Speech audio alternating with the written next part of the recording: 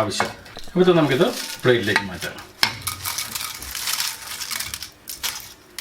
അപ്പോൾ നമ്മൾ ചെയ്ത് കഴിയുമ്പോൾ ഇതുപോലെ നല്ല ക്രിസ്പി ആയിട്ട് നമുക്ക് കിട്ടും. ഓക്കെ, അതാണ് ഇതിൻ്റെ ഏറ്റവും വലിയ പ്രത്യേകത. നമ്മൾ എണ്ണയിൽ ചെയ്താൽ അങ്ങനെ കിട്ടില്ല.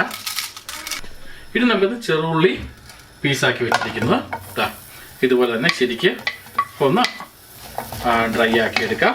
അപ്പോൾ ഏതായാലും ചെറുള്ളി നമ്മൾ ഇങ്ങനെ ഡ്രൈ ആക്കി എടുക്കുമ്പോൾ നമുക്കൊരല്പം എണ്ണ ഒഴിക്കാം. എന്നിട്ട് ജസ്റ്റ് ഒന്ന് വഴറ്റിയെടുക്കാം. ഒരല്പം എണ്ണ ഒഴിച്ചാൽ മതി. എന്നിട്ട് ജസ്റ്റ് ഒന്ന് വഴറ്റിയെടുക്കാം.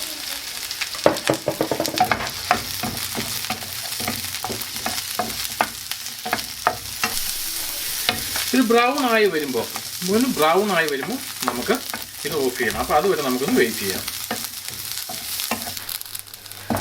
അപ്പോൾ നമ്മുടെ ചെറുള്ളി ഒന്ന് ശരിക്കും ഒന്ന് വഴന്ന് വന്നിട്ടുണ്ട്. ബ്രൗൺ ആയിട്ട് വന്നിട്ടുണ്ട്, ലൈറ്റ് ബ്രൗൺ ആയിട്ട്. അപ്പോൾ നമുക്കിനി തീ ഓഫ് ചെയ്യാം.